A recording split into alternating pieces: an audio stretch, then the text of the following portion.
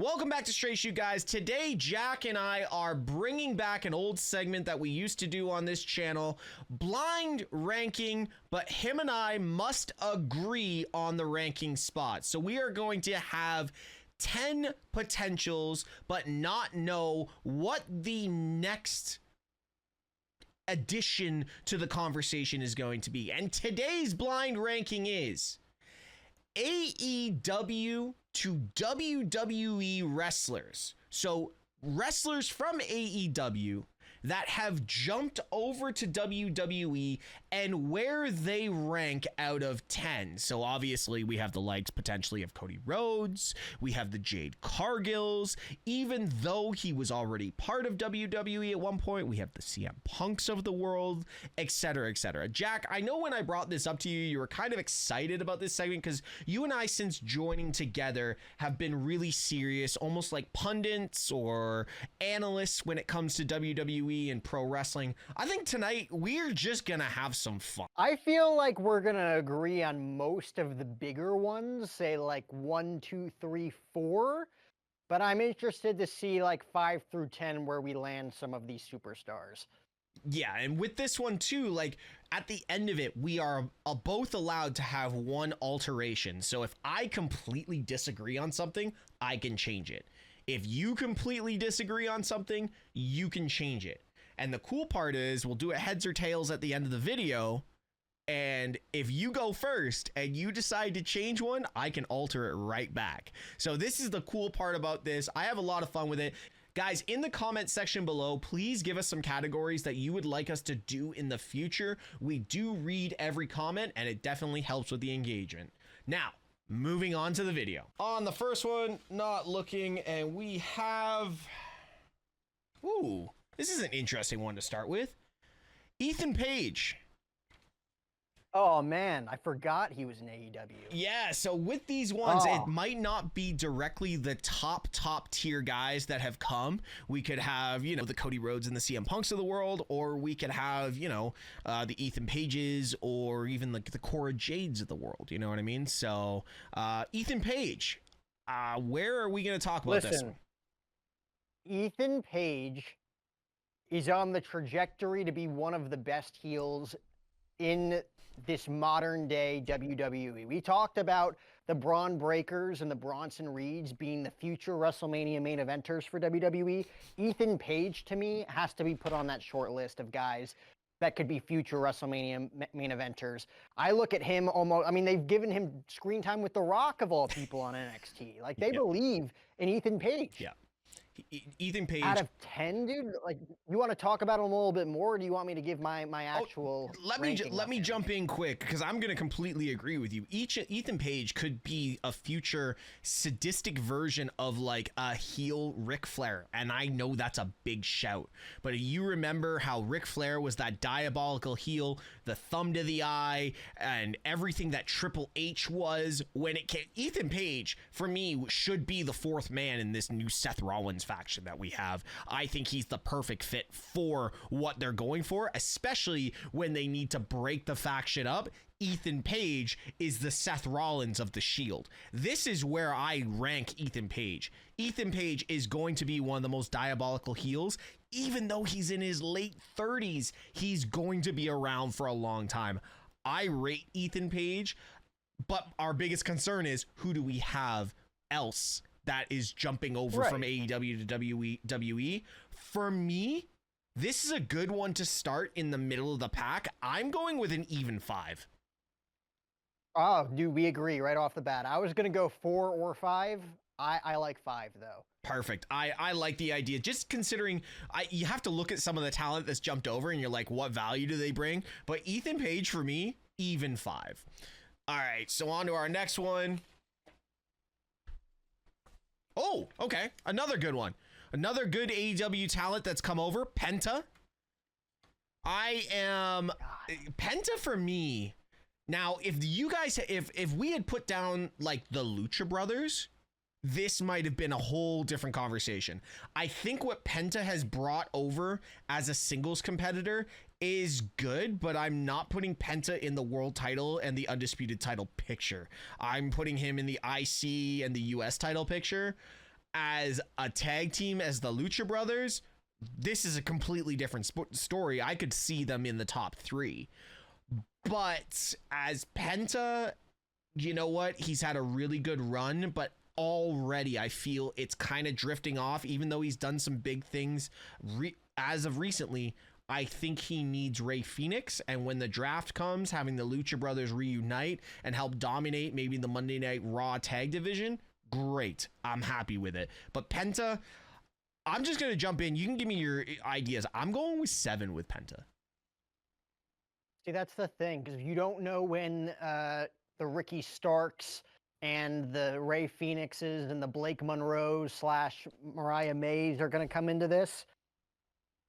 7's a safe choice. I probably would have gone 6. Okay. But I can agree on 7. Can you agree? I can agree on 7 because I don't know who else is coming. Okay, cool. So we'll agree 7 on Penta.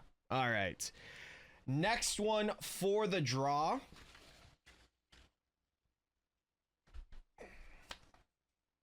Wow, we're going safe this whole run so far.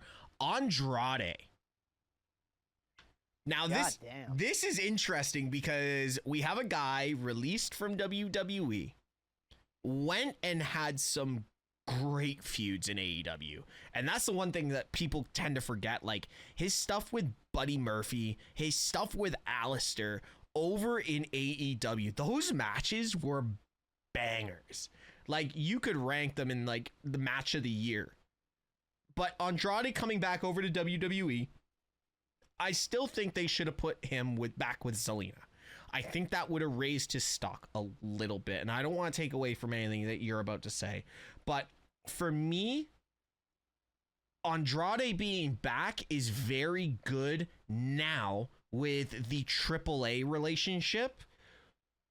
But if AAA was not a potential for Andrade to go do some big things against, you know, who's the champion down there right now? Cannot think of it right now. But going and doing work with AAA, I think Andrade's return would have fallen a little flat for me. So I'll give you my rank about Vikingo. Vikingo. Listen, Andrade versus Vikingo would be a 5-star banger. But if they didn't have the option at AAA, kind of like what they're doing with Santos and his entire crew, I would be worried for, you know, their well-being in WWE. But now that they have all these options with these relationships, Andrade is actually a really good pull for WWE to have on their roster. Man, dude, every time I think I've figured out every single AEW guy that's gone back to WWE, I keep forgetting. So Andrade is going to be on this list. Rusev is probably going to be in there somewhere. Ricky Starks or Ricky Saints, whatever the hell you want to call him. I love Andrade. I think he was way better booked in AEW. Yes. I thought his NXT run during the NXT Gold and Black era was his best run with Zelina Vega. Yep. He didn't eclipse to that when they put him on the main roster the first time, and then when he left and joined AEW, of course, he had a great run, and then he came back, and it was exciting at first, but again, he really hasn't been booked in a way that has brought out the best in him. Mm-hmm. And you're right, the whole AAA collaboration and acquisition does help him, I think, on that side. I'm going to put Andrade at a safe number 9. Ooh, I can't go that low. I cannot go that low for Andrade just because of potentials that you mentioned. On a 10? I was going to go with a 6. You said I can't go that high or that low. Yeah, I can't go low. You have high. Sorry, 10 is a low ranking. We're going 1 to 10. So 10 is the best one. 10 is the worst one. You put him at 9. That's what I'm saying. Oh no, I can't. I can't go that close to 10. I can go 6. And if you want to meet me at 8, I'll meet you at 8. But I cannot go 9. I think there's going to be better ones. Let's do 8. 8? Okay. When you're talking about from an in-ring wrestling ability, yeah, there's far few that are better than Andrade. From a booking standpoint, he has not looked strong. No, he hasn't, and that's why I won't say 4. But 9, there's others that you mentioned. But then again, it might be a personal bias. So I'm going to go with I'm happy at 8. Hey, we have that one that we can switch at the end. We'll go from there. But yeah, I can't go 9. So we have 5, 7, and 8 right now. 5, 7, and 8 so far. Okay. All right. What do we got next? All right. Give me a Cody. Give me We a need Punk a big so one. I can put my king. I think we have one that we're going to agree on real quick. Cora Jade. 10. Wow. Okay. Reasoning. What were you gonna say? I was gonna go 9, 10 as well. Why are you so adamant on 10? Because her AEW run was garbage, but her she's years away from reaching her full potential, and I think it's there. oh yeah, She's been mentored by the people that she's wanted to be mentored by. How many long-term stories have you seen of someone meeting their childhood hero and that being their inspiration to wanting to become what you ended up becoming, and then that childhood hero mentoring you once you finally got to the top of the mountain in what you wanted to accomplish? And I mean, that's Cora Jade and CM Punk's relationship right there. Mm-hmm. Even when WWE released her recently, CM Punk was the first to reach out and kind of give her advice, right? Like, not too many people get that experience in life. I think the potential's there. I think we're years away from seeing it. Her AEW run was very underwhelming, as you alluded to. Yeah. Her WWE run in NXT was solid, but obviously not solid enough. Yeah. Because they want her to get better. They want her to get stronger. I don't think we've seen the last of Cora Jade in a WWE ring, but we've seen the last of her for now. And what she does moving forward is going to dictate where we get, because she could easily just blow up and leave wrestling. I mean, there was talks of her starting an OnlyFans page and going into that route. Like that's not going to help her get back to the WWE. If anything, we saw it with Mandy Rose. It's going to hurt her. Dude, they're not going to want to bring her back. To me, Cora Jade, there's potential there, but I put her at 10. You just changed my mind as you were talking, and I was thinking about the OnlyFans situation. And I think she goes the Mandy Rose because route, because Mandy Rose could have easily come back to wrestling. Like WWE would have taken Mandy Rose back if she had dropped the OnlyFans. I think Cora Jade now has seen what she can make without really doing anything. I know she's still wrestling on the indies. I'm actually going to agree with you. You changed my mind. I'm going with 10.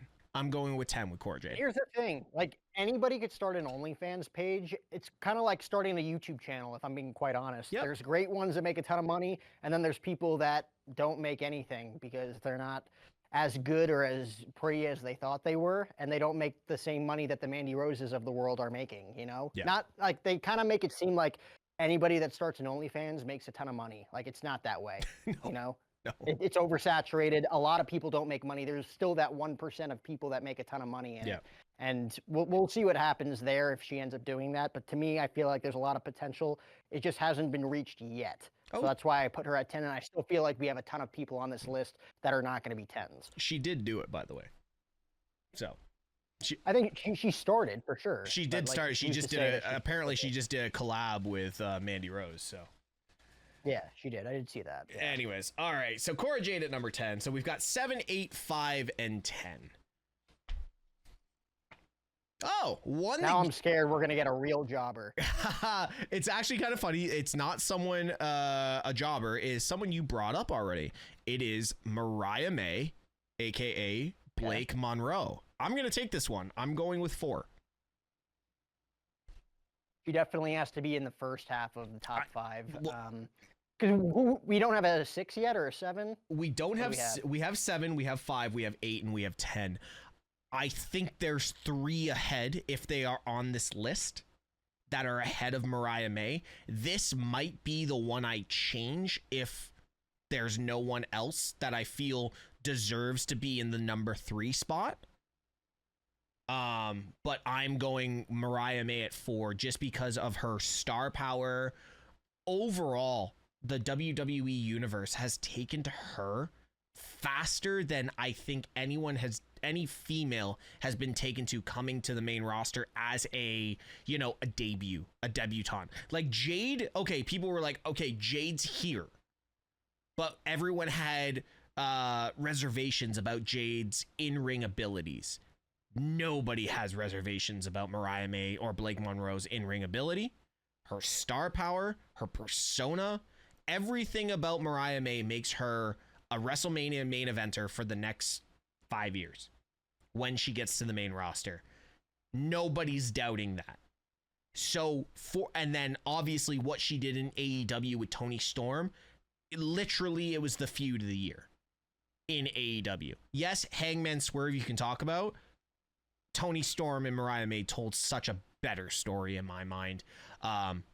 Hangman Swerve was violent. Mariah May versus Toni Storm was it was a cinematic movie. You could have made it a movie. So for me, Mariah May, what she is about to do in WWE, she's up there 4. Yeah, I agree. She's a 4 because I think there's going to be other people on this list that deserve a number 6 or a number 9, and she's not 1, 2, or 3 because I feel like there's still the needle movers that we have yet to get to if we get to them. But she is, like I said with Cora Jade, she's got potential, but it's not there yet. Blake Monroe has a ton of potential, and the timing couldn't be more perfect for her. So she's a solid number 4. All right, on to the next one. Oh, shit. All right, we're going back-to-back females. Well, actually, back-to-back females. We have Jade Cargill. You want to take this one? See, this is a tough situation. This is a tough situation, Steve, because she definitely is, to me, outside of Mariah May because of the timing and her recency bias of being a big star and moving over. Jade Cargill was like the true needle mover from the women's division in AEW when she came over to WWE. Outside of Cody Rhodes, that was like the first huge AEW known signee for WWE, which to me puts her at number 3. Ooh, I see. And it's tough because we're getting down to the nitty gritty of this list. To me, she's not a 6. I just don't look at her as a back half person. When you talk about what Jade Cargill's potential is and what she's probably going to do over the next 6 months here, now that she's in the WWE women's title scene, of what she can do, I think she's a 3.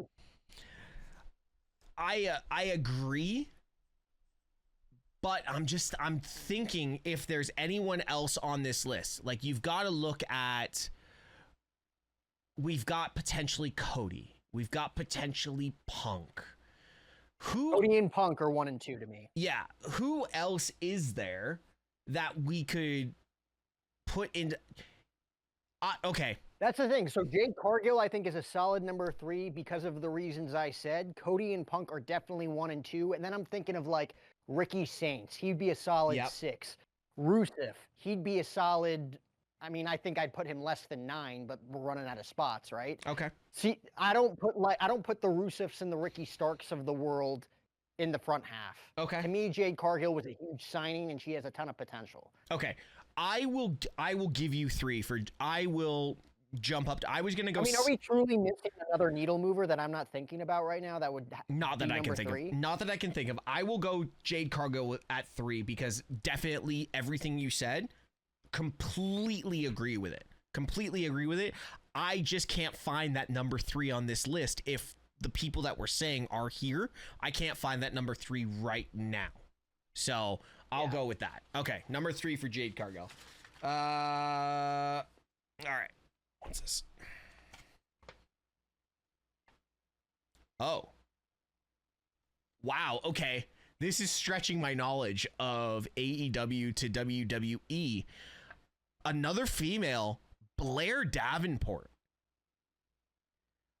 I'm thinking back. And again, I thought you were gonna change my mind about Jade Cargill immediately. No.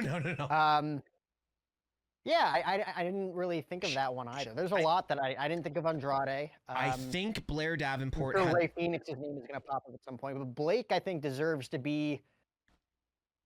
I would put her at 9. Yeah, I'm gonna put her at 9 because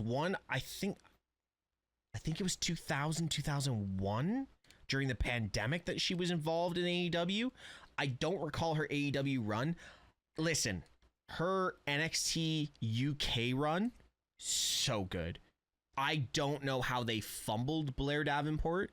I think the main roster really did her dirty. I'm a big fan of Blair Davenport, but she did not. She didn't do on the main roster what Mariah May is capable of doing, if that makes sense. On the indies, Blair Davenport, great talent. AEW, I'm pretty sure maybe she did well, but I don't have enough to talk about on the AEW side of it because I personally, up until 5 seconds ago, totally forgot that she was there. I'll go with 9. So we got 1, 2, and 6 now. We have 1, 2, and 6. This is going to be interesting. All right. And first one. Well, I think we both are going on the same route as this one. Finally, a top 2. Cody Rhodes. Whoa. Number 1, Yeah. and you know the reasons why. Yeah. There is no AEW without Cody Rhodes. He comes back to WWE and is an immediate needle mover into this next generation.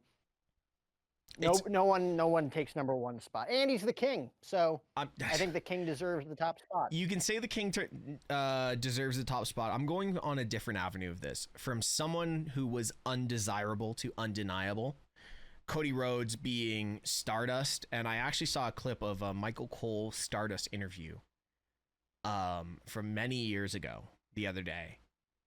And if you actually watch it back, you don't understand how good Stardust actually was.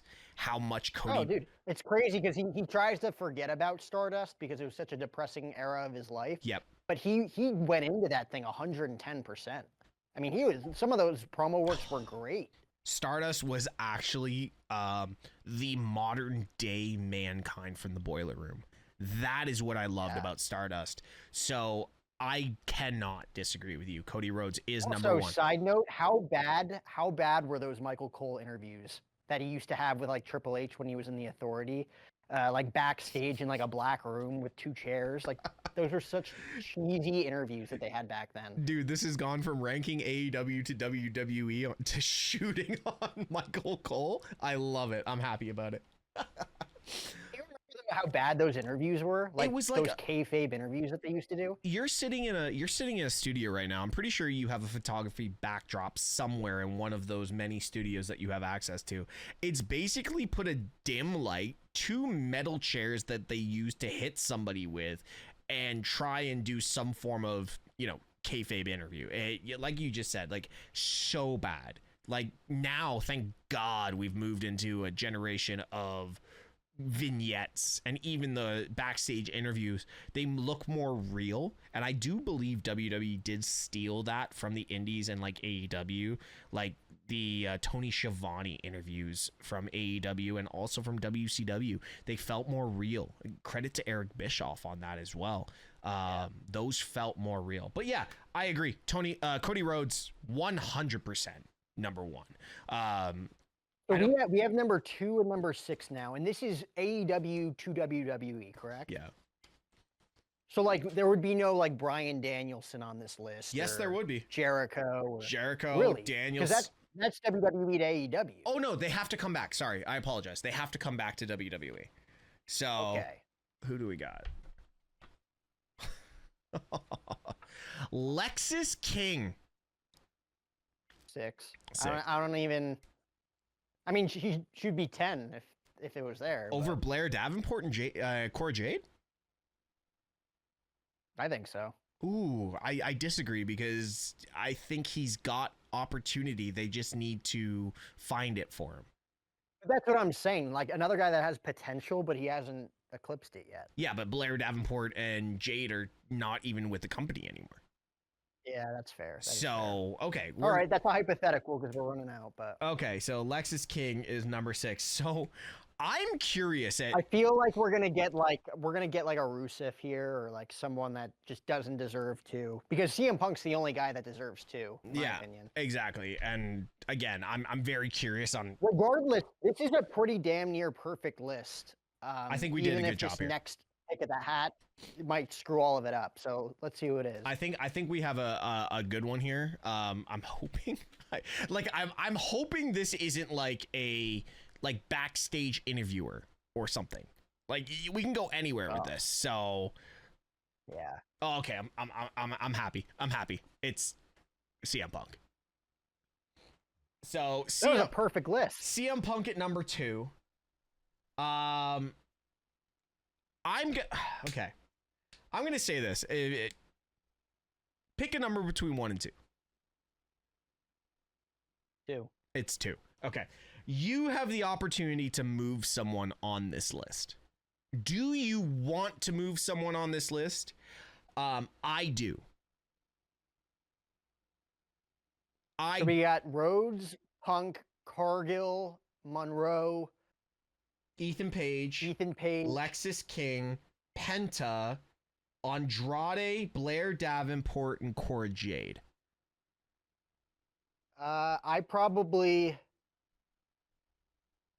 I'd switch Penta to 6. Penta to 6? Yeah. And Lexis King to 7. Okay. Yeah. I'm not going to disagree with that. I am going to make a... Are you thinking Andrade? No, I'm going to make a subtle change. Because you know how I am.